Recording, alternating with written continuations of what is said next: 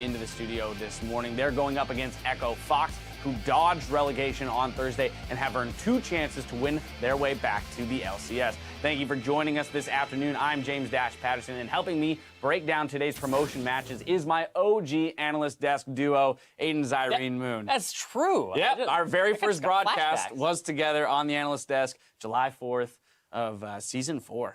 It's been a while. We didn't even get that day off. July 4th. What? I know, right? And here we are watching a new echelon of players. Well, some new, some old, trying to get back into the LCS. And our first match of the promotion tournament was played this last Thursday, where LCS defenders Echo Fox took down Team Liquid Academy in a 5-game series. And this series was incredibly back and forth. Games traded left and right. Yeah, going all the way to 5. It was one of those games where you couldn't really judge the strength of TLA coming in off of their finals, because that last pick, are they stronger than C9C? Are they not? And Echo Fox, being the bottom LCS team, still proves that, you know, they'll be able to beat the runner-up of Challenger, and the relative strength of Challenger versus all these LCS squads that have had time to play against Immortals, TSM, and these guys, that they have a little bit better macro game, that they can pull out those clutch stops at the end. And that Lux pick felt like they couldn't really do anything about it on TLA's side in that last game. I mean, the closeness of that series definitely speaks to the competitiveness of this entire mini tournament here, just in that if Liquid Academy was able to play Cloud9 Challenger so closely,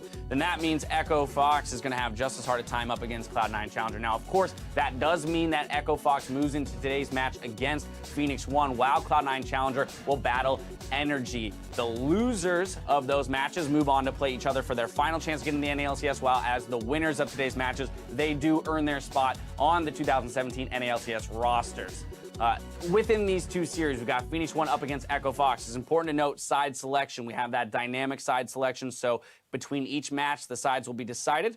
Phoenix1 is opting to start Game 1 on the red side. In our other series, Energy versus Cloud9, Energy opting to start on the blue side. I want to hear from you, starting with Phoenix1, Echo Fox, your prediction, and maybe a couple reasons why it's going to go that way. I think Phoenix1 will 3-0 on this one. Wow. I was like leaning a little bit towards 3-1, but I think 3-0. I think the red side is a little bit stronger if you draft correctly, where you leave OPs up, so you get 2 of them after the first round. And I think that right now the big thing for me is Echo Fox always struggled with early playmaking. That has been their issue during the entire split. So Inori versus Hard, I feel like Inori is going to be able to take it to the early jungle. I feel like he's going to have more backup from his synergy with Period, so that they're going to be able to dominate that, and that'll shut down Echo Fox in their biggest weak point and just exploit that further. Yeah, Hard definitely had a rough season as a whole, and of course, Inori being the biggest boon to the Phoenix1 roster when he came in, kind of turning around their split back half, definitely became dominant, brought out some wild picks that now to adjust to if any of those come out, which make the whole drafting process a very interesting game in and of itself. Moving on to the second series, Energy versus Cloud9. Again, Energy on the blue side. What's your prediction here? So this one, I think Cloud9 Challenger have a slight edge for me. I think it'll be 3-1 in favor of Cloud9 Challenger. And the reason for this is I think that the shot calling has been the biggest weakness for Energy. They're a mixed language team. They still haven't gotten completely on the same page. And Cloud9 Challenger has shown that they don't have the same weakness in closing out games when they have leads. Sure, Santorin will get the team ahead, but they failed to transition that into actual victories, and that's why Energy was at that 9th place spot. In Cloud9 Challenger, they have 3 members from the old. They have High, they have Elimination. I feel like these guys, they know how to close games out. They're no stranger to that, and that's why I think they'll I think if I'm a Challenger squad, there's no person I'd rather have leading my team than High in the mid lane there for his shot calling. The one other thing I want to focus in on that series is that Contracts versus Santorin matchup. We talked about the jungle matchup in the other series. This is a very interesting one as well, but I feel for the opposite reasons, in that Santorin has actually been a pretty solid player throughout this split, and then Contracts is, you know, the talk of the town, this young blood that's going to come in and ruin lives. Yeah, I actually think Santorin is the best player in the NALCS that's not in playoffs. And I will stand by that. Fight me on that one. But so we'll fight later. I still think that he's really good, and I think he's been consistent. I think he's been getting these teams early leads, but I want to see how he does against Contracts. Contracts has shown that he's versatile. He's an up-and-coming talent. He doesn't have much stage experience. Maybe he will have some nerves, but I feel like he's been groomed to be exactly what they need on Cloud9 Challenger. Somebody who can play aggressive carries in the jungle, or somebody who can fall back and actually be an initiator. And he's so young as well that when he's around veterans like High, like Elimination, it's kind of easy to mold him into what they need for the team. And I feel like that's what they've done with him. Well, 3 wins here proves that he belongs in the LCS with the rest of the pros. That's going to do it for myself and Zyrene to start off the day. So let's head over to the casters to get the games underway. Welcome, ladies and gentlemen, to the Battle Theater. I'm Julian Peshutamko. With me here is my analytical co-pilot, Joshua Jat Leesman. Yeah, and it's good to be here. I mean, on Thursday, it was the highest pressure game, losing or out. At least today, we're going to get to see two teams qualify for the 2017 LCS, which is always a little bit more positive. Certainly is, and one of these teams will secure their spring 2007 NALCS slot today as it a battle between Phoenix1 and Echo Fox. Though they've had a tough start to the summer split, Phoenix1 comes into the tournament as the popular best pick for the team in this competition. Yeah, we just saw Zyrene said he's expecting a 3-0. It obviously doesn't guarantee victory, though. They actually games. And thinking of this Phoenix1 team, the strongest player has been their jungler Inori, and it can also be a possible way to attack Echo Fox, whose weakest point has looked like Hard in a lot of different ways throughout the split. Even in the second half of the season, Inori got to play 25 games. Hard was in only 14 because some of those games were with Kez. But 79 kills to 9? Like, Inori had 13 kills in a single game in Week 9 against a playoff team in Envy. So this definitely looks like a very obvious mismatch. It's going to be on Echo Fox and Hard to try to neutralize that matchup as much as possible to give Echo Fox a chance. And Echo Fox in general have had a trying sophomore LCS split, winning only a single match. But to be fair, that lone victory did come in Week 1, and it was against Phoenix1. Hey, that's what matters, right? And it was actually their first LCS match of the entire season. Echo Fox then went on after that 1-0 start to finish 1-17 with 17 consecutive match losses. But they did break that losing streak yesterday against Team Liquid Academy to make it into this game. Of course, that was against a challenger team. They've still lost 17 matches in a row against LCS teams, and essentially, Phoenix1 is another one of those LCS teams, so they have to build on that improvement and momentum from yesterday if they want to win. Well, let's have a look at the starting lineups in this best of 5. Picking first will be Echo Fox. They'll start on the blue side for game number 1. Almost a miracle win yesterday. We'll see if they can continue that momentum. In the top lane, it's KFO. The jungler Hard, mid laner Froggen, AD carry Keith, support Big, and coach Haventime. Yeah, and on the red side, of course, it's going to be Phoenix1. Their logo, definitely a phoenix, not a fox, even though it might look a little similar. Top lane, today we have Zig, Inori in the jungle, Piri in the mid lane, Mash is the AD carry, and Gate, he's been support this whole split. He hasn't been filling around, no AD carry, no top, no mid like he was on Team Impulse. Getting to get used to that support, and of course, Charlie will be back in as the coach. I'm not sure if that's more or less successful for Gate personally. I think probably for the team, it's probably better that he stuck to that one role, but I feel like Gate's maybe getting antsy. Maybe if, go to game 4, he's like, all right, period. Maybe they're going to do like Ashe support or something. No, he's actually had a fairly standard support pool this split. I actually like a lot of his Bard games have been giving some big performances, and even last week when he was pulling out Tarek, one of the newer supports to kind of enter the scene, so showing a little bit more versatility in that role. I think there's a lot to talk about in the draft here for game 1, and here we are into Champion Select for our first one. Fox on the blue, Phoenix1 over on the red. Gangplank actually the first ban here, so respecting that pick out of Zig, and there's that Vladimir ban away from Froggen. Yeah, and also remember that we are on the 6.14 patch, so this is not the live patch with the First Blood turret gold and the fortification being removed from the bottom tier turret, so expect many lane swaps if the teams decide to go that way. One thing in this draft phase that I feel like will favor Phoenix1 a little bit is they got to watch Echo Fox play a whole challenging best of 5 series. And we were wondering whether or not Hard was going to be targeted with bans or if teams were just going to be doing triple Froggen ban. Well, it looks like triple Froggen ban, but it's a Victor instead of a Malzahar, which I think makes the first pick fairly obvious. Yeah, and that's first pick Malzahar for Echo Fox as Shen and Hecarim round out the rest of their bans. Karma Rek'Sai, though, the Instalocks from P1, going to take the power picks here, so maybe happy to trade the Malzahar for them. Yeah, and I think it's going to trade the Gragas very quickly back. Hard has basically played Rek'Sai and Gragas as his main 2 junglers throughout the entire split. I like the fact that Phoenix1 has been able to pick up Karma. They really love that pick specifically for the mid lane, and it keeps them open for a lot of different strategies if they want to do some peculiar picks right in there. But honestly, that just is a little bit of disrespect to Froggen giving away Malzahar, which has been the highest presence champion, which is pick ban percentage across all the major regions on this patch. Yeah, and it's certainly a powerful mage, so we'll see if P1 have a plan for it. Maybe it is that Karma mid for Pyrian. Maybe the Zillion counter pick we've seen a bit of. We'll have to find out later, but Echo Fox, I think, seeing pretty standard picks. They're just happy to take the safe picks here. Gragas, you talked about for Hard, will be the pick here, and there's Soraka for Big. It doesn't get any easier than this for your first draft. It's actually really true. This is exactly what Echo Fox wanted to play on Thursday when they were victorious against Team Liquid Academy. I am a little surprised to see Phoenix1 give these picks so freely over to Echo Fox, because I think there are definitely areas which you can attack, but Phoenix1, based on this draft, would either show that they don't respect Echo Fox or that is very confident that they can beat what they saw Echo Fox put out. And if you just give them the stuff, they've been shown they're going to go for it. So, I mean, you can almost I'm thinking you can almost figure out the rest of their draft is going to be Sivir Ashe as an AD carry and probably Fiora or Nara as a top lane for Echo Fox. Seems like that's the trend that Echo Fox are going to go for, but Phoenix1 do have some picks to make here as well. We've seen a lot of different picks into the Malzahar. We'll see if maybe P1 have something lined up, as Varus and Jhin already both selected. Varus is kind of that other, I'm going to say this slightly, Malzahar counter that we've started to see play a little bit in Korea, I think. True. I mean, it's also just been a generic mid lane pick for Korea more than other regions. Yeah. And Pyrion has trended towards the LCK mid picks more than the NALCS mid picks if we look at his champion pool throughout the split.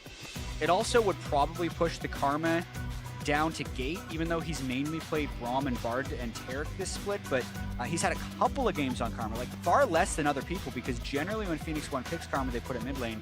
With the Varus, though, that's probably not going to happen. Maybe we see a tank Karma top, but it's unlikely. Maybe, as Echo Fox have actually insta-locked the Sivir, now just considering KFO's final pick here. You mentioned Fiora. Na's been his other big champion that he's played recently. So, like you said, Echo Fox, they're going to get whatever they want here in this draft, but I guess so are Phoenix1. I think Phoenix1 are just going for that strategy, saying, you know what, we are confident we can beat your best picks. And as a game one strategy in a best of 5, it's a statement to win here and win hard. Yeah, and Echo Fox does not deviate at all from what they did Why Thursday. would they? Why would they? They're going to get the picks. They weren't necessarily banned away from the stuff that was working for them, aside from maybe the Vladimir. The bans from Echo Fox's side, we didn't get to mention those. Fairly one-dimensional as well. They banned Shen every game against Team Liquid Academy, and Hecarim was Inori's most successful jungler throughout the regular season. So I don't think Echo Fox is going to have much flexibility in the ban phase throughout most of this series, which to me makes it really strange that Phoenix1 gave them exactly what Echo Fox was going to want to pick. All that does to me is tells us that, you know, Phoenix1, they're really confident and they almost practice to go up against that competition. Yeah. You'd have to think. Well, I mean, we'll see how they adapt, but drafts are locked in for game number 1. Last pick, Rumble there for Zig. Going to be kind of a decent matchup there into the Gnar. We've seen Rumble kind of pick to be more aggressive when you don't want to go all in with a big carry in that top lane, but you do want to try and apply some pressure. Exactly. A pretty big poke comp is being shown by Phoenix1, and Rumble can work in that a little bit. You poke them low, then Rumble throws down an equalizer, and you can very easily take an objective. They have relatively strong lanes, good poking physical damage in the mid lane, and the Rumble also makes sure that they have magic damage, so it's not super easy to itemize against them. Not something we've actually seen that much of from Phoenix1 this split, this exact champions, but they prepared for promotion tournament. This is what they decided to go with because they knew exactly what Echo Fox was going to want, and they gave it to him. Yep, seems very current, at least for Phoenix1, so certainly been keeping up to date with more of the recent picks, but you did say it, Echo Fox got pretty much exactly what they want. Coach is going to shake hands. I think they both maybe walk away from that draft thinking they got what they wanted. I should hope so, right? Because Echo Fox is just like, sure, if you're not going to mess with our draft, I had all this other stuff planned for what you're going to do with our bans. Didn't have to use it. Didn't have to at all, at least not this game. Well, we've got our finger on the pulse of social media, so get your opinion out there and influence the fan vote there on Twitter. Vote using the hashtag P1win or the hashtag FOXwin to show your support here in our first game of the promotion tournament into spring 2017. We'll have an LCS team revisit their summer performance, see if it's Echo Fox or if it's Phoenix1. Like you said, both teams will have a second chance, but winning it here is much, much more comfortable for you than having to play tomorrow. Both teams looking at this best of 5 thinking, you know what, this is all we have to play to get back. Absolutely. It's just 3 wins to make it back in the LCS. 3 game wins, of course. Phoenix1, with the way they played the second half of the regular season, seemed like a much, much stronger team. We get to hear KFO. Mini Nara's adorable. He's gone now. Yeah, but what's really interesting about these teams actually is Echo Fox should be able to understand the type of momentum upswing Phoenix1 is on, because if we think of the spring split, that's actually how Echo Fox finished. They had this huge upswing with a bunch of wins, and that actually allowed them to finish 7th. Phoenix1 had the upswing, finished 8th, which means they have to play in the promotion tournament. But if you look at the second half of the split, Phoenix1 was 5-4. So they were actually able to beat over half of their LCS opponents in the second half, whereas Echo Fox was 0-9. So like if you just base it off of recent momentum, yeah, you'd have to agree with Cyrene that this is a massive favorite for Phoenix1.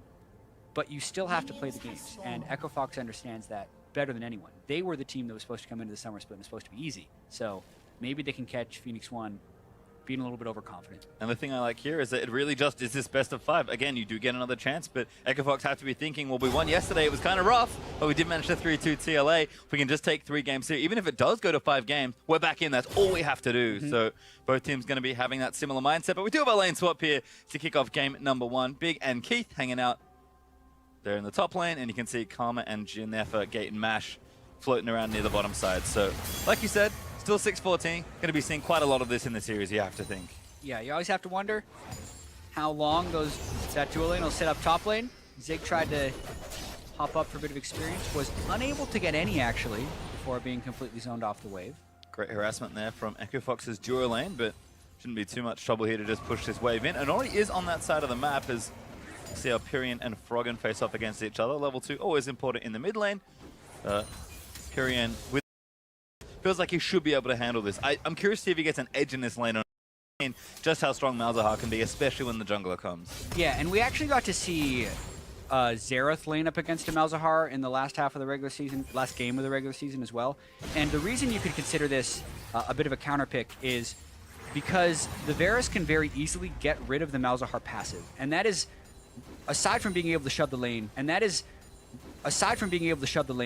one of Malzahar's greatest strengths in the laning phase is the fact that if you ever want to gank, you kind of have to give the gank away because you have to move up, get the harass off, get the shield down, then your jungler can come in and actually be able to land CC. Whereas Varus naturally gets the shield off in the standard laning pattern.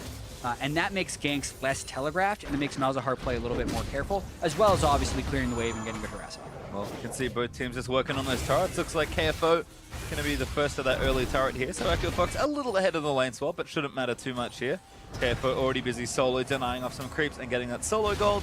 Zig again going to take a little while longer, but Mash and Gate going to stay, make sure that that wave gets denied off, and might be a little more painful than they like. Zig's going to have to wait for one more wave, but these towers should fall relatively around the same time as Echo Fox to pick up their first turret there. Yeah, so no major changes in the lane swap. It looks like we're getting the 80 carries swapping back, so we'll potentially see another turret trade. The junglers are farming at pretty much the same pace. The only interesting thing is how hard Pyrian is trying to shove while taking a lot of harass from Froggen.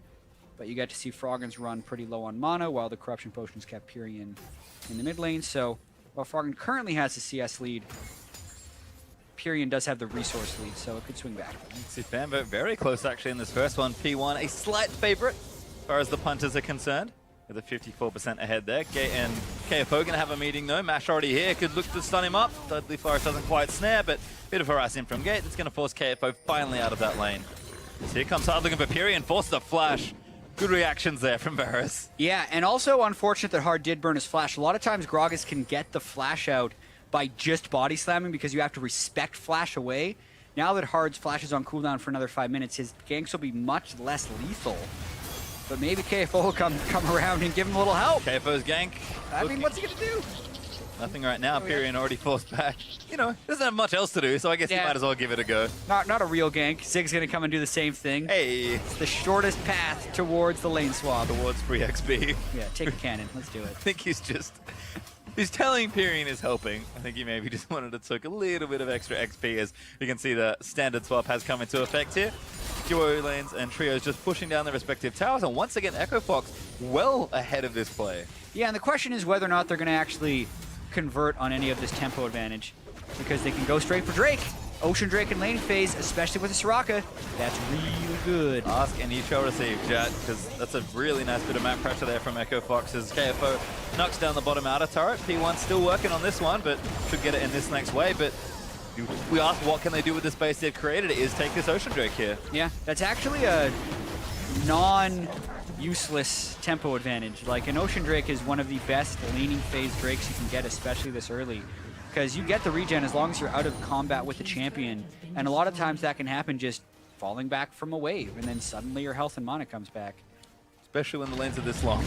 Yeah, I feel like true. Echo Fox is going to be happy as KFO just going to collect what creeps he can. Throws a frozen penguin into the back of the wave, and actually decently up on CS, although Zig is now collecting a little wave for himself as well, so things don't look too bad. Checking with the other lanes though, Jin up a little bit. Froggen up a bit in his lane as well versus Pyrian, and the jungler's also farming up, and Inori did go team out first, so going for a bit more of that carry style Rek'Sai build. Yeah, and the question will be how fast he can farm to try and give himself a gold lead on hard, because this is what a lot of Rek'Sais have been doing, is getting that team out rushed, then just kind of power farming and getting a few levels ahead of the enemy jungler and creating plays via counter jungling. Well, hard just checking in again, but no flash and no ulti means it's a little tricky to try and kill this Varus. He's also on top of a ward, as Tyrion's going to show him there. All the things that could stop a gank were happening right there. Tier charging up the Pyrian as Frog in level 6 with a decent little CS lead. Trying to hold this wave back and keep Pyrian off, but Inori maybe be the difference here, although he's busy farming with his Tiamat right now. Yeah, and we're going to have to track throughout this game and this series the way Echo Fox decides to play. I mean, we got to see that very encouraging interview from their owner, Rick Foxhouse, saying these guys played their game against Team Liquid Academy. And Echo Fox's game was something that didn't necessarily work in the LCS, but might work against the bottom tiers in the LCS or in this promotion tournament. And Echo Fox's game is very slow, but it's very isolated to try and take advantage of some of their laning skill, because their weakness has been in the team play. But we have a little bit of team play they're going to have to pull off here as hard as trying to counter jungle. So we'll get back to that. Yeah, Hard looking for something here, but Inori going to say no, actually. Hard able to take that away from him. Nice little smite away from it. Inori feeling a bit of pressure there. Still up in CS, but losing a buff's always a bad one. Yeah, he can take solace in the fact that he's 15 CS and 2 levels ahead of the guy that just stole his red. So he's not going to be too perturbed about that. And they're actually going to go right at Hard now, knowing that they have the 2-level advantage, and probably just take a red for themselves. This is really nice from P1. Gonna get some team counter jungling. P1 have definitely come together nicely as a unit as the season's gone late and Hard. Cannot be standing there, snared up as well. Inori gonna follow in with a knock-up. Hard is getting DPS down. Tries to smite the river for a bit of help, but first blood goes to Mash. Really poorly played by Hard there. What did he think was going to happen? It was a team counter jungle. It's just what his team had just done to Phoenix1, except this time Fox's Hard's team was not there with him. He didn't even have flash, and he knew he was 2 levels down. So very easy kill conversion for Phoenix1, and first blood plus red buff going to Mash is big for Phoenix1. A nice bit of work there from Phoenix1 as Inori kind of continuing to get ahead in this jungle matchup. Froggen again, just trying to push things out, doing nicely here against Pyrian with that Lost chapter, I believe, putting into the early Morelli Omicron for a bit of early CD. I also watched this one again. Yeah, and you get to see the roam up. Technically, Hard didn't know the extent at which the counter jungling was going to be happening, but he should have at least guessed. Mash isn't even seen until he's shot right here, but then once he knows Mash is there, he tries to run. It's already too late. So technically, the pathing and the lack of wards for Hard made that a little difficult to sniff out, but from a macro sense, fairly straightforward play by Inori, who now has a 3-level advantage. Temporarily, Hard just hit level 6, but it was a 3-level advantage on the enemy jungler. This is Rek'Sai, kind of why the teammate builds the thing. You can snowball pretty far out of control, at least in farm, as both mid lane is going to go ahead and get their blue buff. So we finally rejoin ourselves into standard-ish lanes. But we might see a fairly immediate gank here. Mash is level 6. They would want to try and speed up the Rek'Sai and go in for a gank if it presented itself, but Echo Fox smartly goes away. To get back to what we were talking about earlier about Echo Fox's game, it's very much about getting Froggen a CS advantage and KFO a CS advantage, and kind of just carrying through the solo lanes with Keith on a supportive AD carry and Hard on a jungler who doesn't fall far behind. He can have some teamfight utility. It worked against Team Liquid Academy, but if you fall too far behind in the jungle, it stops working. And Inori is the type of player that does want to take advantage of that as Hard. Supposed to book it out of Phoenix1's jungle, body slams himself over the Raptor wall back towards the mid lane. Bit of pressure there. Pyrian has been, I think the pick has not quite worked out the way he wanted at least. Froggen's able to pressure nicely. I mean, it is Malzahar. Yeah. I mean, and it's also something that Phoenix1 very clearly gave over to Echo Fox. Like they were saying, we don't want to play against Anivia, we don't want to play against Vladimir, and we don't want to play against Victor. So they had 3 bans. They got to choose. They got to choose to play into the Malzahar because it was first picked, and Phoenix1 even chose red side, so they knew the eventuality of what this was going to be. I was going to say, should pick blue side. They got no one to blame but themselves. Get those 4 mid lane bans in that there. 25 CS advantage. Well, thinking KFO still hanging out here in the top lane. Inori is in the area. The Prey Seeker just kind of shot by the lane. So you're able to answer back with a decent amount of CS, but KFO will pick some back up as this wave crashes in towards him. As is very common in these long lane swaps, we will have waves kind of bounce back and forth, but Zeke feels pretty comfortable here with his jungler covering, and teams are really just trying to ensure that the relevant champions get farm early on. That's kind of a lot of what this early lane swap's about. Yeah, I mean, you can even see the cull being picked up from Keith. There's no cull on the side of Mash. The CS is staying pretty even there.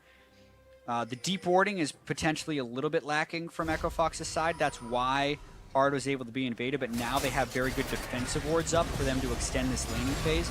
And importantly, they have 3 pink wards in the river to protect Froggen, who is by far their strongest person on the team right now. Potentially, we see something go on around the Drakes if Echo Fox can get in position for that. But it does look like Phoenix1 is way ahead of them on the prep, but now they're actually doing delayed recalls themselves. Yep, looks like they wanted to stagger those back, so Pyrion's going to go back, picks up a serrated Dirk, some boots, and 2 long swords for himself, so looks like an early Ghost Blade there for the Varus. Morel and Nomicon finished for Froggen, as Echo Fox will actually make it to the Drake area in time to sit on a ward again. Hard seems to be a bad habit, just hanging out. I always just have to kind of smile and shake my head when I see Anori rush the Titanic Hydra. Instead of just sitting on the Tiamat, he's like, no, I'm not going to go for Cinderhulk. I'm not going to go for something that I could ward with or any of that. No, I'm going for a Titanic Hydra as my first item on Rek'Sai. Very, very greedy, because some of the strength from Titanic Hydra actually comes from scaling. It has a maximum health component, but it's 450 health, 35 attack damage, and a big active cleave damage. Just looking at Pyrion saying, it's okay, I know you're down in CS, I'm the carry now. Level 10, he's 2 levels above the rest of his team. And that's kind of Anori. He's got a lot of flair as a player, and it does resonate in his play as well, which is great to see. He loves to just go big and really just rip opponents apart. I think he said smashed in his in the early intro of today. I mean, you have to know mentality-wise, that's what he's thinking here, and he's done a great job early on of keeping Hard down, but Echo Fox are playing as a team here to get this second Drake. And I think this is incredibly risky. This is what Anori wants. Anori wants a fight while he is the highest level in the game with the Titanic Hydra. Oh, Froggen, that's not a good place to stand, but Anori's going to get locked in by the ulti from Mouse. He's pretty tanky though. Pyrion combos in with a nice little chain. Zig flashing forward, cutting him off with the equalizer, but Pyrion has to flash out of the bomb to get to safety. Mash going to take one out as Big goes down, but Zig slays Keith on the other end. Echo Fox kind of trading back here, 2 for 1 in favor of P1. Yeah, Anori really didn't get to participate in that fight, but he did soak a bunch of damage and then was able to run away. And because Echo Fox chased through the corridor, it opened them up for Zig to run down the backline in that fight. And it is a win for Echo Fox. Even though Echo Fox are the ones that drew that fight out in the Baron and the ones that initiated the fight onto Anori, they still lose the fight 2-1. And we have sort of reset the map again. P1 up about 1,500 gold, but this Mountain Drake does seem to be the big area that the teams want to be around. Anori can make it back down with a tunnel. He's actually top side right now, clearing out some additional jungle. But both teams just kind of rushing back to the area. We could just have another fight happen in a few seconds. Yeah, and just to watch this fight one more time, Echo Fox did have the speed shrine available right here, but Froggen goes immediately onto Ignori, who's on a pink ward, and they just try to burst him down, but in doing so, they take a fair bit of damage. And this has been one problem with Big, is on Soraka, he's not playing far enough back. So he's taking a bunch of collateral damage and making it very easy for him to get finished off in those fights. It was actually Mash who was able to snipe him. And then Zig very easily just kind of run down Keith afterwards. But Echo Fox again goes straight for the Drake. The recalls were late for Phoenix1. Yeah, it's not a replay. This is actually a different play, but it does look similar. Echo Fox this time, though, going to get away with it. Hard able to smite that Mountain Drake away. And he said it, P1 just a little too late. Yeah, the recall timing from Mash was pretty atrocious there. Being in base as Echo Fox was going for the Drake, but credit to Echo Fox, they've had good Drake control all throughout this tournament, especially in their 5-game series against Liquid Academy. Phoenix1 though trying to set up their siege. This is the poke comp. Yep, this is the poke that you talked about in the draft here. Froggen though, plenty of wave clear. The Malefic Visions and some Void Links, so P1 going to have to kind of throw their head straight against this turret if they're going to knock it down. Looks like they might give up the push now, although some of them are sticking around that middle lane. Looks like KFO, though, going to get a split push going. He's got a nice wave escorting towards Zig, who's going to join him, and Zig actually got the top lane pushing as well. So Fox are going to have to answer some of that side lane pressure. Yeah, Anori hitting level 11. We're going to have to keep pace on his level. Like, he is really That going. is insane. Yep. Mash going to let the ulti rip. Gonna try and poke. Hard tanking it. Soraka, they're able to keep him nice and healthy, so pretty good little exchange there for Echo Fox, actually, defend nicely. Phoenix1 trying to get in, but Froggen's wave clear. Doesn't have an Nivea, but still pretty good on the Malzahar. We're also going to have to track how easy it's going to be for Phoenix1 to siege up, because I don't think it's going to be very easy. They're against a Soraka with an Ocean Drake. Like, that's one of the hardest things to out-sustain in the game, so their poking needs to basically get turret, like, immediately push them off, because, I mean, even though they use the ultimate of Jhin, everyone's full health again. Yep. Froggen with the blue buff as well, able to clear indefinitely almost, as I think Phoenix1 might have finally given up on that particular endeavor in mid lane. They'll leave Pyrion there to continue farming away. He's still significantly far down in CS as well. But the rest of the team are going to back, and maybe they'll try a different pressure point here as Zig does now have his Proto Belt, and Nori building into his second item, and Ghostblade's done for Mash as well. So everyone kind of starting to get to that first item break point. Yeah, also have to note Froggen's level 11, Pyrian's level 9. Like, there's been so much focus by Phoenix1 in the mid lane. It's really denied Pyrian's experience gain, as well as that large CS advantage that Froggen has been putting out, not only against Golden Glue, but now against Pyrian as well. Froggen is having a very strong promotion tournament this far. Looking good. Certainly a big carry for his team. Needs to really show up here and has done so far. Goes back, actually got himself the Rylai's component, so I assume that will be his second item, although it could be Zhonya's as well, I suppose. We'll see what he wants to do with the build. Really wants it to. That's true, actually. How did the book?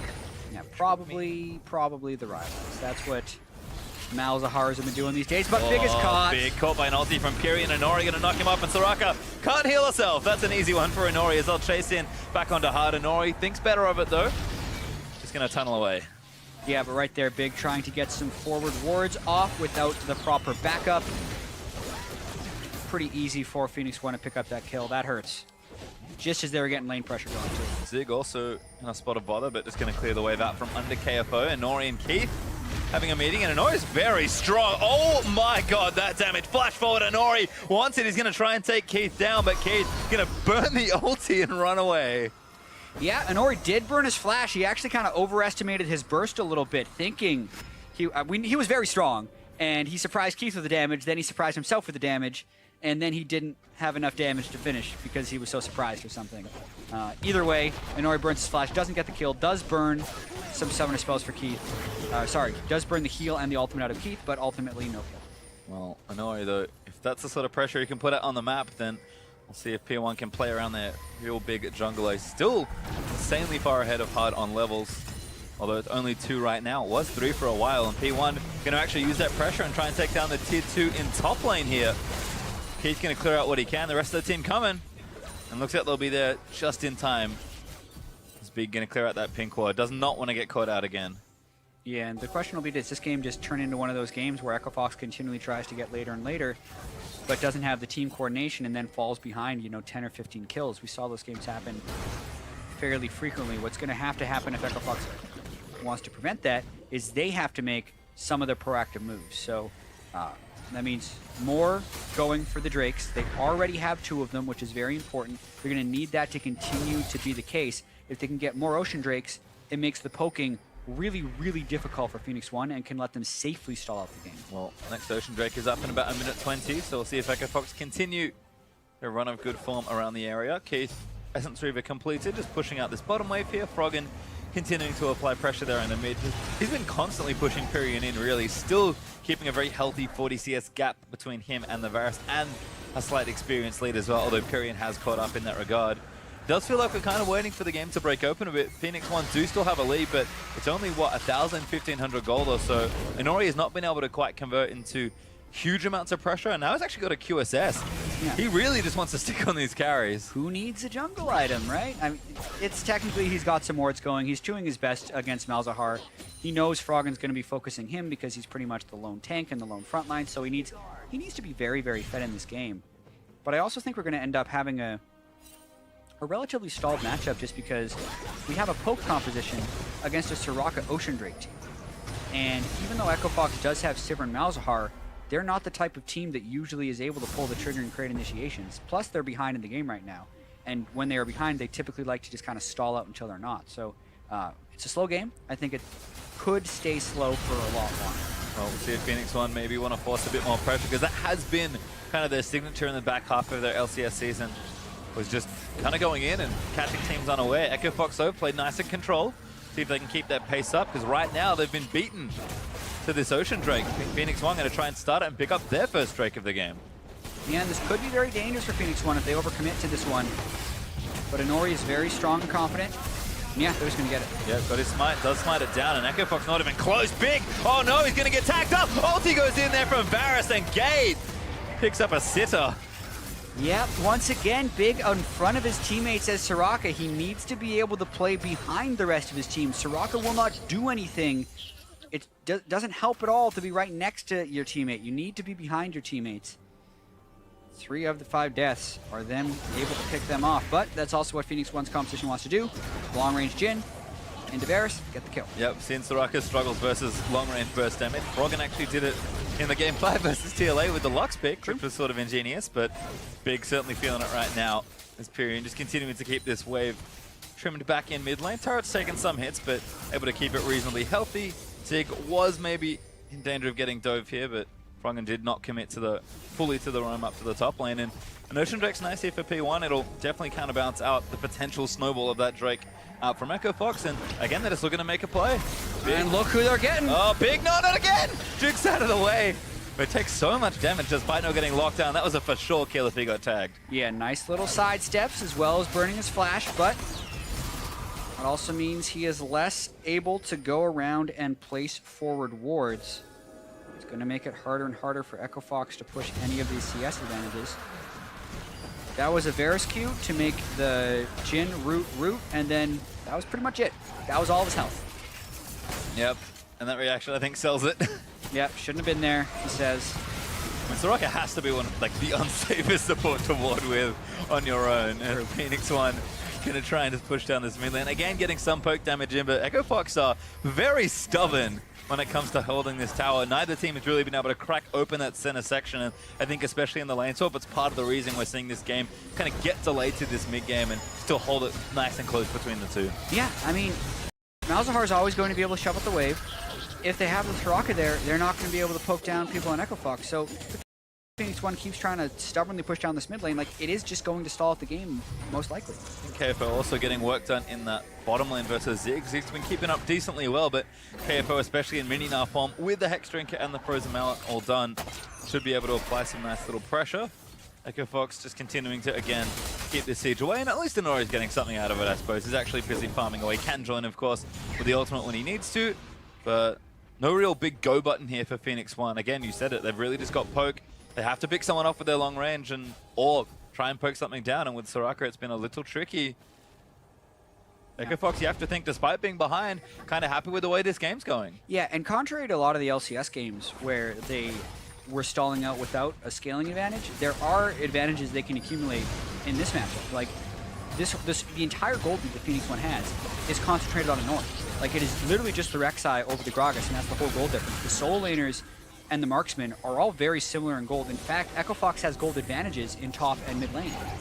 And Rek'Sai is a champion who's not known for his scaling. He's known for his snowballing, his ability to take over the early and mid game. But as we get closer to 24 and 30 minutes and 40 minutes, Honora is going to be less and less useful, and Froggen and KFO are going to be more and more useful. So This is still a game where Echo Fox could turn it around. It's also not like Keith is worried at all either. He's kept up actually very nicely in CS because of all this sieging. P1 trying to brute force it down now. They might finally get it. Ulti up on Gragas going to clear out the way. They need to auto it down. They do get it. They commit quite a lot there, and Keith and KFO getting some free time in the side lanes. Yeah, and I mean, that whole thing happened because they had sent Keith top lane to get a push off. Don't necessarily agree with that call since they were stalling out fairly well. Now they lose access to their 3 outer turrets. Going to make it a little bit harder to stall out, but the game will still stay relatively close. And I think for me, now that Phoenix1 have broken open a very central point of this map, what do they do with it? Because they've sort of played Echo Fox's game a bit. I think they've been playing around the Drake spawns, making sure that doesn't get a little out of hand, but they do need to force something here. They've got perfect opportunity to assault the central section of the map. So get your vision down, get your pick composition into the right spot, start catching people moving through that jungle. Exactly. I think they continue to try and catch Big out. I think because they have access to the center turret, I think Inori's going to go pretty heavy on the counter jungling and expect some team counter jungling by Phoenix1. That does start with getting the lanes under control, but already you can see Inori flying in there, shooting a Prey Seeker over the wall. He's trying to get pressure inside the jungle. Oh, and they've actually maybe spotted KFO. He does eat the snare as he tries to hop away. Mash going to chase him down. He's popped the Ghost Blade for a bit of extra speed. Mash going to flash in. Woo. KFO forced to burn a summoner. Oh, ulti. Nope, KFO's going to juke it. Good. Run away. That felt a little ambitious by Phoenix1. Ghost Blade and 1 flash, but there's Zig actually on the other side. CC'd forever. Can't really get away. Flash Proto Belt might be enough. And looks like it will barely save his life. And here's the TP back in. Keith getting chunked up by Inori. As Pyrion's also on the other side. Inori going to flash out to safety, but Pyrion trying to snipe Keith. He does get him. The Rumble ult as well to slow him down, and Inori just slides out the side. Pick composition, chaotic game, and a lot of that happened because Inori was able to slide through into the enemy jungle, which he had prepped earlier. And this is the sort of game Phoenix1 think likely thrive in, particularly with the picks they've chosen for themselves. Tier 2 mid lane is now the next target here, as Echo Fox do have Keith down for 20 more seconds, but seen this one before, Froggen awfully good at defending these waves, and that's going to be Phoenix1 pulling pretty quickly away from that endeavor. Yeah, Froggen will continue to kill minions the entire game. No matter what champion always is be harder to push in against a team with Froggen on it, but with that Ocean Drake coming up in a few seconds and Keith just being dead, I think Phoenix1 is going to move to try and take their second Drake of the game. Certainly going to look to do it, and they are setting up for Vision as well. Phoenix1 have really cleaned up as a team in the back half of summer, and that's that very dead Drake. Plenty of damage here on the P1 side, so all even now as far as the Drakes go. Echo Fox do have a Mountain Drake, which I think will help maybe part of their scaling plans, but Double Ocean for P1, particularly in a siege, could still be just fine for them. Yeah, absolutely. They're still going to be able to siege well with the Ocean Drake. It just means their resources stay up, and even if they take poke, they'll now be able to reach in out of it. What a thrilling battle. Soraka with Ocean Drake versus Double Ocean Drake. Could be some long sieges. Yeah, it means when you fight, you better kill them. Otherwise, they're coming back to full health. I mean, there are some squishy targets, certainly, on Echo Fox. We've seen poor Big get picked off a few times here. Keith was the last victim of the sniping. Yeah, you can see he's even gone rapid fire cannon on Sivir just because it's so difficult for him to just get in range for like a single hit. Not too bad on the offensive either. We'll see if Keith can kind of keep himself safe here on the Sivir, but we'll delay some of that real power moving late into the game. He's even got a Vamp Scepter as well, so I think acutely aware of all the DPS out on the Phoenix1 side. Looks like Baron could be the next order of business. Gates are already kind of clearing vision around it. P1 have claimed the Rift Scuttler, so they have the speed train at their disposal, but both teams are kind of getting position around the area now that the Drake isn't up for the next 5 minutes or so. Yeah, and maybe we're back in this cycle, but they're just going to try an initiation. Zig actually going to go for something, but pretty half-hearted there. True, maybe he's just walking through mid lane. Relatively low cooldown on the Equalizer at this stage in the game. Still don't think it's a good ultimate. But with the Drake being down for several minutes, maybe Baron becomes the next point of contention for Phoenix1. I think KFO is continuing to be a problem here for Phoenix1, sorry, because you can see what they're trying to do, get the waves pushing, start a siege, catch someone in transition, but KFO is constantly split pushing, even has a more of Mortius finished.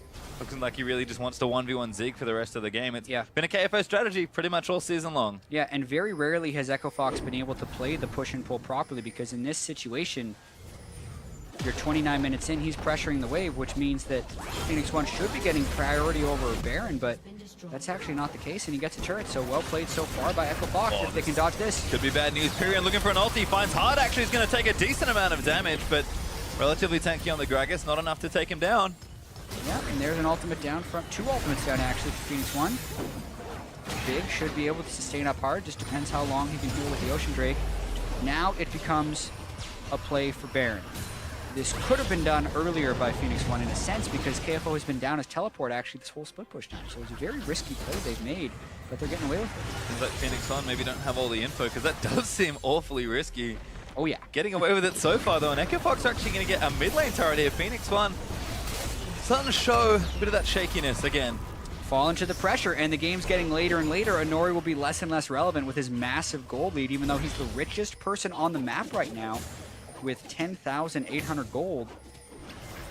He hasn't been able to make many plays with it, and Echo Fox is sticking right with him. And to reiterate, Hard is still horribly far behind in this matchup, but able to be relevant on Gragas kind of no matter what, I think. Oh yeah, I mean, that is the thing though about the junglers in this meta, is they are enablers for the solo lane, and they are also people who can snowball the game by like 30 or 40 minutes. Never will you be in a 60-minute game and be like, oh man, that tank Gragas, he really has a lot of items. That's not going to matter.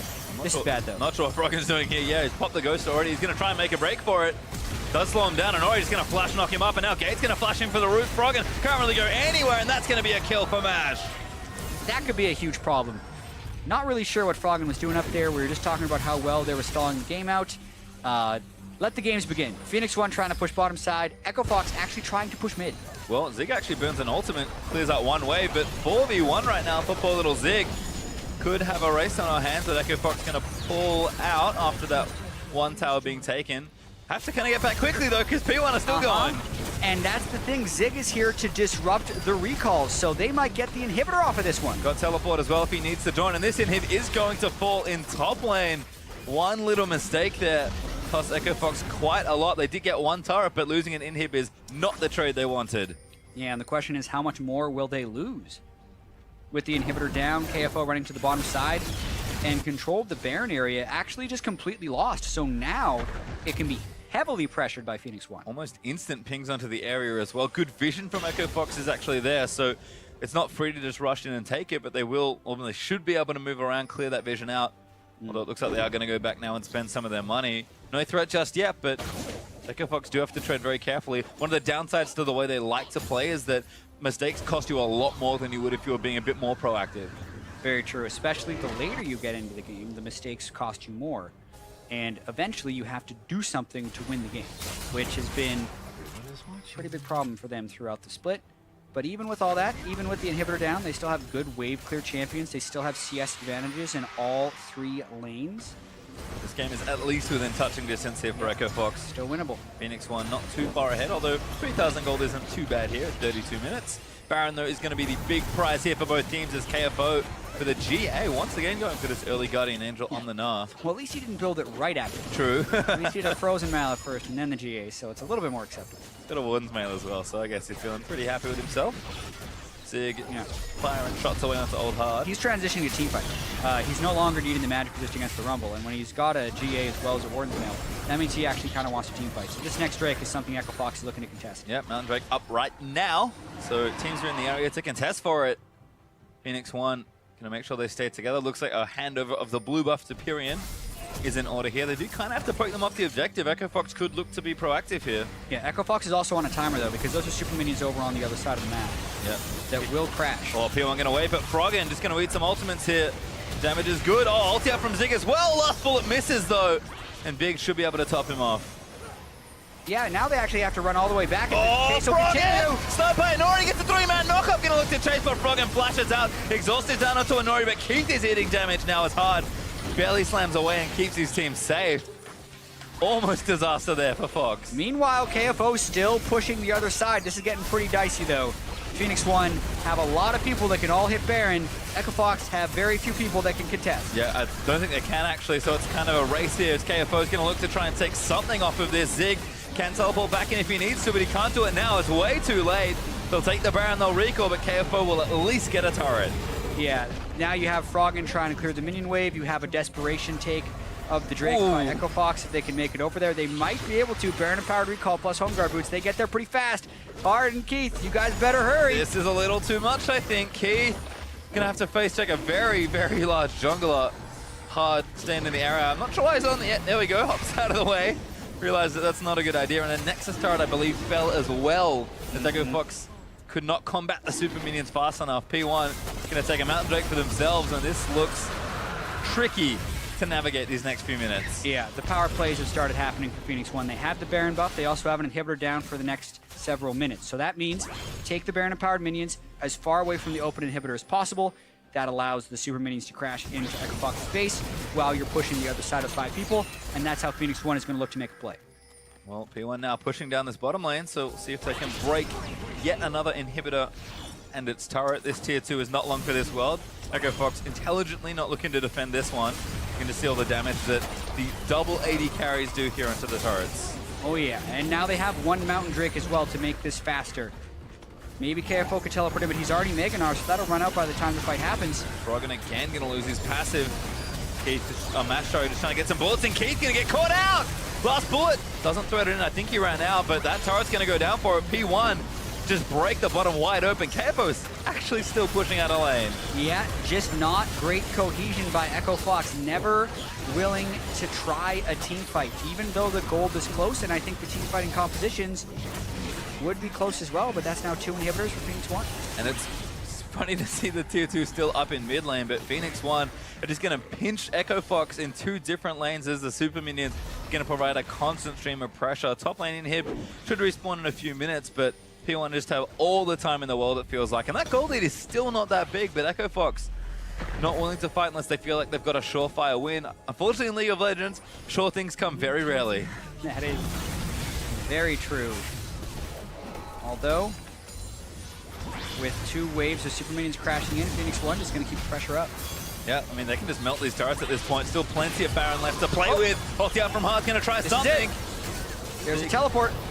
Where's KFO? He's around the backside. Oh, he's almost about to go Mega. Gate actually in trouble. Nars back in. Gate just gonna miss the wall, but Hard's gonna follow in for it. Keith able to get one. Echo Fox charging forward, get another as they'll take out Zig. Pyrian trying to kite around the backside. Is Nori gonna get knocked back? Pyrian now caught out of position, gonna get himself exhausted and forced to flash out to safety. Phoenix1 barely lived, but Echo Fox finally pulled the trigger. Yeah, at their tier 2 of all places in the mid lane, and this should buy them enough time to at least clear the minions out and keep the game close.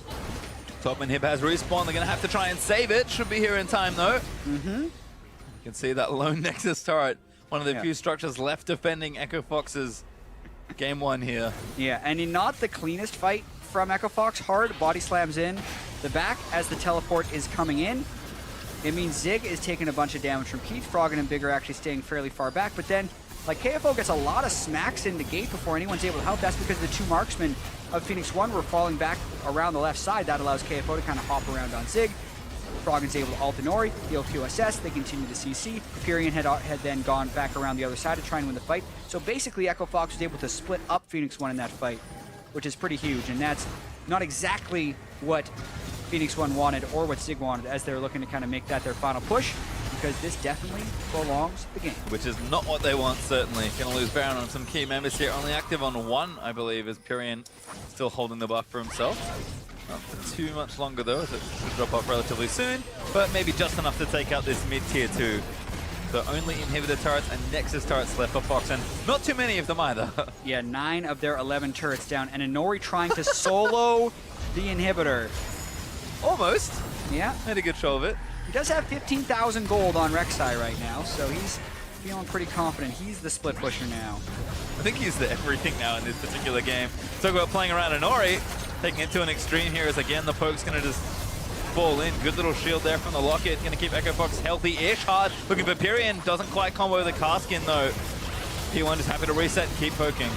Yeah, because the longer they can hold this position, the better their bottom lane is going to be pushing, because that's where there's a down inhibitor, and there is only 1 Nexus turret to help those super minions. So that would mean Echo Fox has to pull the defender off when that wave hits. So either Echo Fox initiates now, or they send someone back to defend their Nexus, in which case Phoenix1 can down the inhibitor. So it's a game of patience, and it's about not making a mistake. Phoenix1 just playing back that huge wave is finally moving towards the bottom, but they pull away.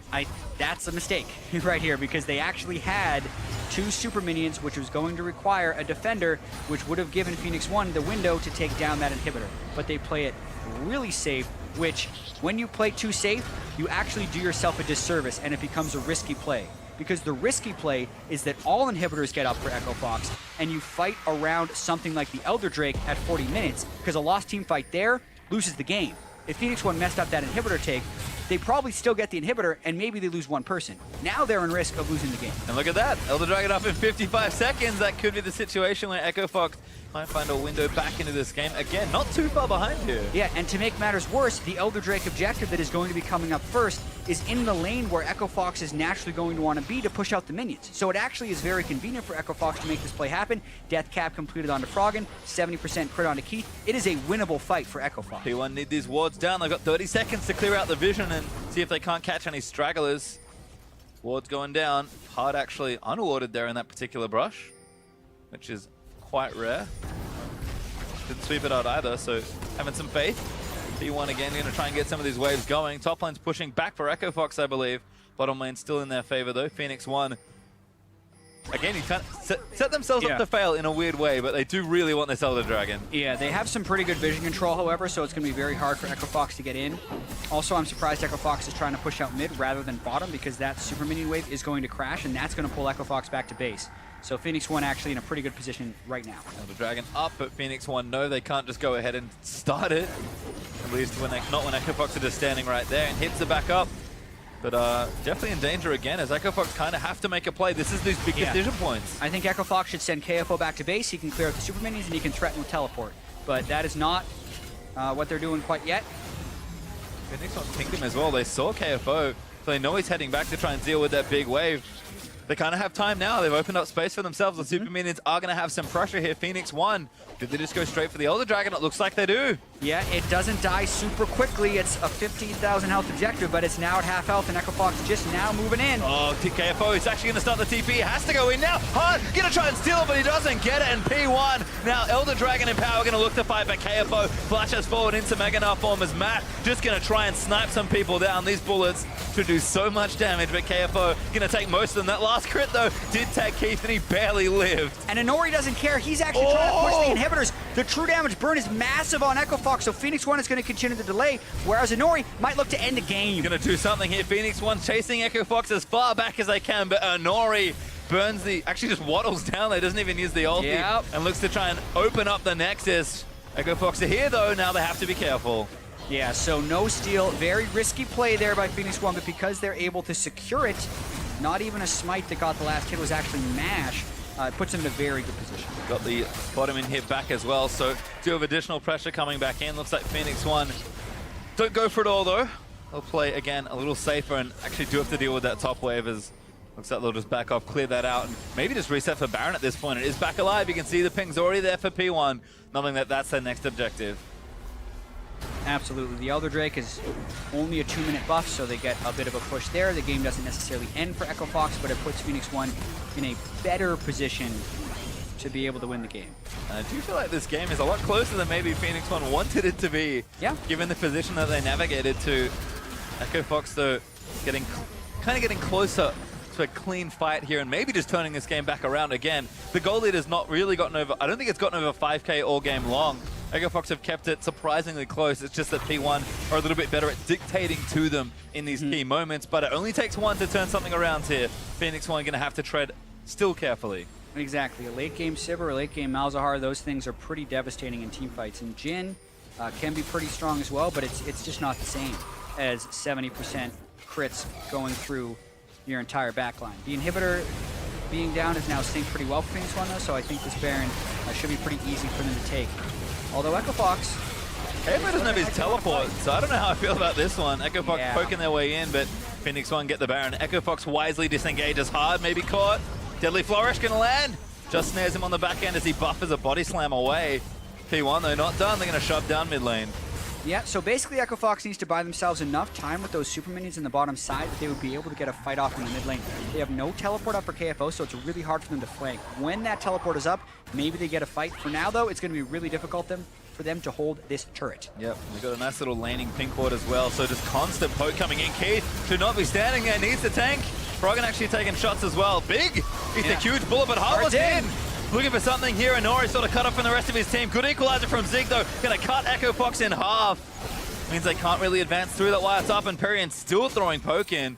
And Inori, very sneaky, going to top lane. Trying to keep that pressure up, but they used a lot of ultimates and didn't get the turret. I actually like Keith's forward positioning because he's the one who needs to clear the minions, and he did just that. But the next wave is here. I don't know if they can do it again. KFO! Almost mega those. They're going to get chunked out. All the Mikhails, but the Zonya's going to be burnt as well. Now Nazin, KFO gets 3! Huge ult there as Match goes down as well, and EchoFox shot one down. Like, take out Period! That actually might be enough! Pastry, we're 45 minutes in at this point. EchoFox could get an inhibitor, maybe more. It'll all depend on how well Inori can distract. Hard is trying to neutralize them as best as possible. It might be enough. I don't know if he can stop Inori from taking an in here, but that's what Inori's going to try. The rest of EchoFox, though, going to push down, and Inori might go for it trying all. To go for the Nexus turret. They have nothing but supports back here to stop him, and that's a lot of minions right now. Pressure coming Oh in, my but goodness. there's nothing else here. Inori taking turret damage is not good news. Looking for Big, they're going to go straight in for it, but Hart looks to disengage. KFO breaks one in mid. EchoFox aren't done there in the base. 25 seconds left. He's out. It. He has to defend, actually. Gate's now getting caught. Oh no, Gay gets ulted up by the mouth, but he does manage to get himself out, I think. EchoFox, though, might just look to try and take it. They want to get him. 10 seconds left on the rest of the carries, and Nori needs to buy time. Froggen gets himself caught under the turret, and Gate gonna try and take him down. He does take him, but KFO gonna look to try and take the rest of it down. He's pretty 5 tanky. seconds until period's up. Mash is up here. KFO now is not safe. KFO's not down. He can't get out. A key kills the GA, pops in, and Keith has to bail. What an ending to this first game. It is still not over, but those are massive death timers, and there is one Nexus turret alive for EchoFox. Plus, Phoenix1 will be able to rush with 4 people. So now, without the Soul Laners, Echo Fox would have to try and defend. This could swing right back, and Phoenix1 could end on their next push. Almost the same situation, but what a ridiculous circumstance. Keep in mind, though, there are no Nexus turrets, so instead of trying to defend, I think Keith is actually going to try and backdoor. Watching the fight, massive ultimate from KFO, a bunch of damage from Malzahar allows them to get this, but we need to get back to live because Keith is getting caught. This could be the game. Not good news. Keith, he's dead. Oh, no. Heart sink there for the Echo Fox fans as Zig now going to move forward there onto Hard. He's dead as well, and that should be it here for Phoenix1, closing out a blockbuster game #1. Yeah, because it was such a tricky situation. Keith didn't think that he could hold without his Soul Laners, so he was trying to backdoor, but Phoenix1 sniffed it out. They were able to catch him. Now Froggen is up, but they're down inhibitors, so now it's on him to try and hold against the world. KFO up now as well. It's 3v5 as Phoenix1 going to try and take it. Froggen going to get snared up. He burns the ultimate, but that's not enough. Ziggs is going to zonies himself under the turret as KFO getting shredded by P1. The Nexus now open and Phoenix1 will claim the first game. Oh my goodness, Patriot Time. We talked about how the game could turn around for Echo Fox, and it almost did, but at the end of it, Phoenix1 was able to make the right calls in the clutchest situations and walk away with the Game 1 win. Very rarely do we set ourselves up for that situation and have it eventuate, but that's almost where we were for the first one. Woo. P1, though, able to show that they are maybe a little calmer under pressure. Echo Fox, a really nice hurrah there to almost take that last team fight and close out the game, but Phoenix1 giving Echo Fox really what they wanted for that first draft, showing that, you know what, we can beat you just kind of normally. Yeah, and Echo Fox almost outscaled. Like, I don't think that's a clean victory by any sense. And there's a lot of tension. What will be important, though, is that Phoenix1 can walk away with the Game 1 victory. That means it's 2 more wins until they're back in the LCS, whereas Echo Fox now has to win 3 out of 4. And after a game kind of slips away like that, because that's what it's going to feel like to either of those teams that lose, Echo Fox is going to feel like they messed up there. The very final push where Froggen took a little bit too much turret aggro, they weren't able to deal with Inori. Like, if they play that push and pull a little bit better, like if they don't send Soraka back to help out with the Gragas defending, they probably are able to win the game. Yep. But Echo Fox didn't quite have the right number of people pushed forward at the very end, and they don't get to win. Yeah, it's just a cohesion thing, right? Like, they had the tools to start a team fight, maybe could have started one earlier, but the pressure from Phoenix1 was good. I think a tricky comp to try and play out there for P1, but still impressed with how they navigated that game. I don't know if they're going to do that again as far as like drafts go, but it is good to win a game like that. Yeah, we have dynamic side selection here, so Echo Fox is going to get to choose in between these games whether or not they want to be blue side or red side. So I'm interested if they just pick blue side again, get a first pick Malzahar. Like, that actually wasn't that bad for them. And to talk about the very end of that game, again, like, if they just send Soraka forward and let the Gragas solo defend against the Rek'Sai, they probably win. And that's going to let's see how much they tilt off that one, because they could be up 1-0. Certainly is important to retain your headspace, though. With Game 1 down, let's send it back to Dash and Irene for some analysis.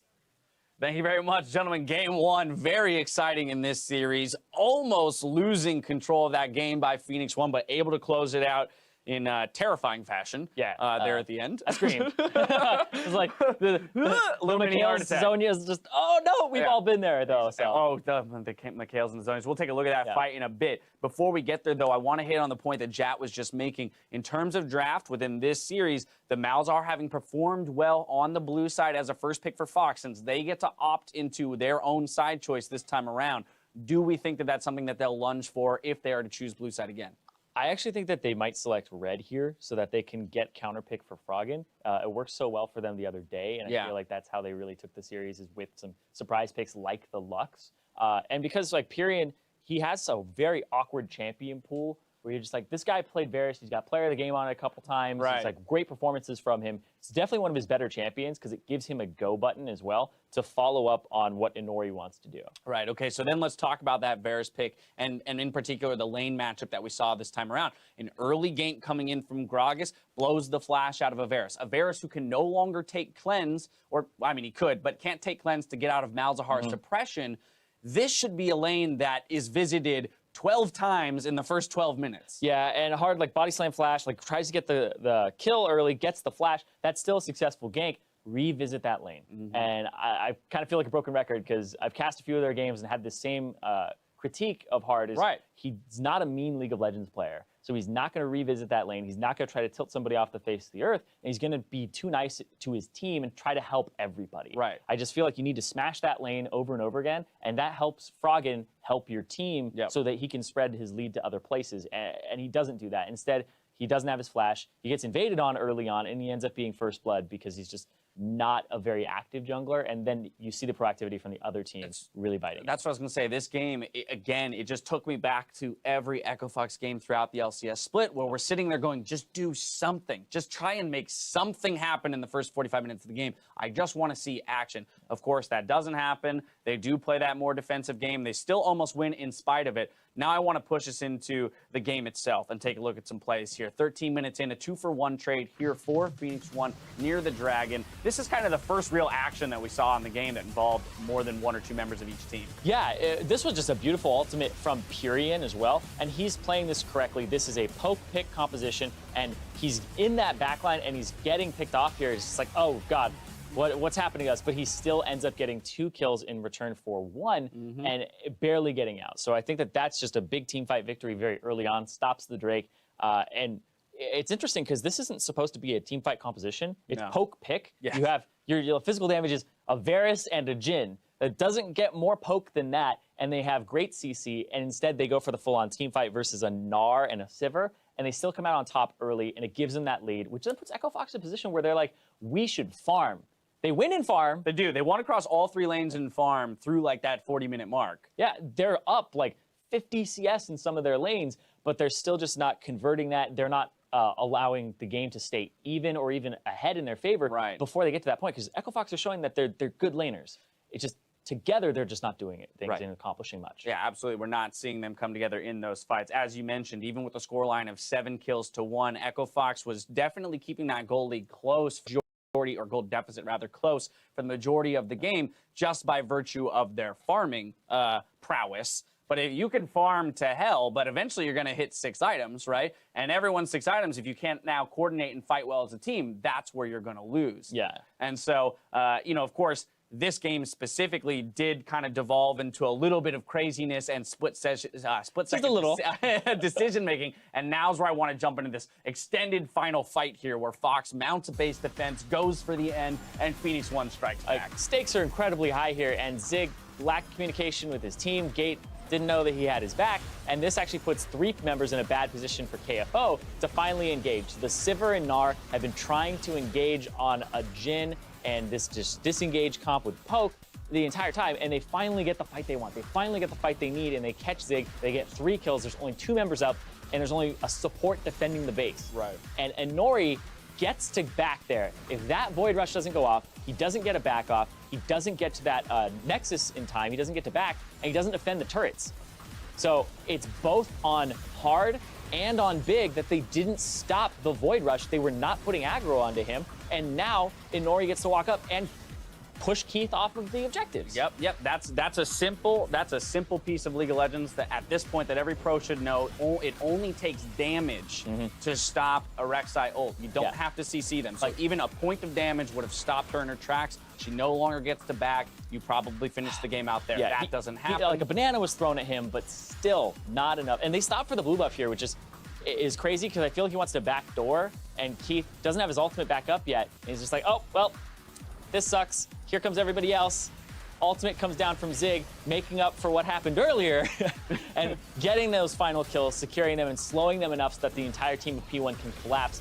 It was ambitious, but I mean, if anybody knows about backdooring from that position, it's Inori, because he did exactly that. Well, but to be fair, we have seen Fox win that way as well. That's true. And so I feel like that's what they were like. Hey, we're familiar with this position where we've killed the Nexus turrets. Okay, wait over here by the blue buff. They'll all run down mid, and then we'll get it. This time, Phoenix1 covering their bases and their tracks in that regard, and making sure that they close out this game. It was a scary one. I want to push us forward to game 2 now.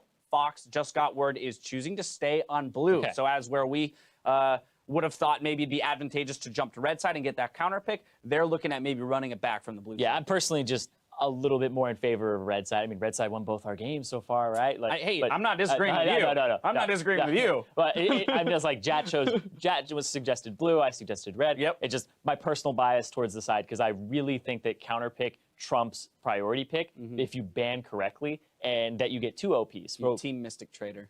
I know. Okay, sorry, I didn't mean to derail you so hard there. Continue.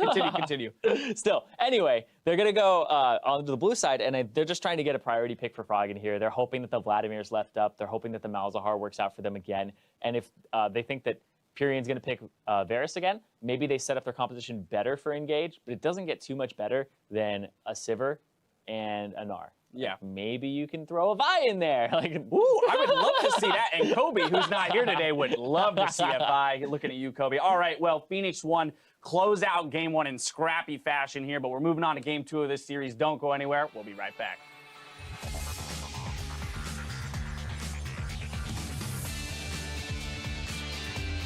Take the game slow. Going to the mindset of taking the game slow, like Mash said, it's like we're playing TSM. It's not going to be an easy series, but we got this. Yeah. Nori gonna follow him with a knock-up. Hard just getting DPS down. Tries to smite the river for a bit of health, but first blood goes to Mash. Pretty tanky though. Pyrion caught moves in with a nice little transic. Flashing forward, cutting him off with the equalizer, but Pyrion has to flash out of the wolves to get to safety. They're looking. Got it. They cannot. Go man. And Nori gonna flash out to safety, but Pyrion trying to snipe. Caving does get him. Well, now Nazin. KFO gets 3. Huge ult there as Mash goes down as well. And Echo Fox shot one down. Like, take out Pyrion. Get him. I got him. Nice shot. Hey, end the game. Nice. Phoenix1 was able to make the right calls in the clutchest situations and walk away with the game 1 win.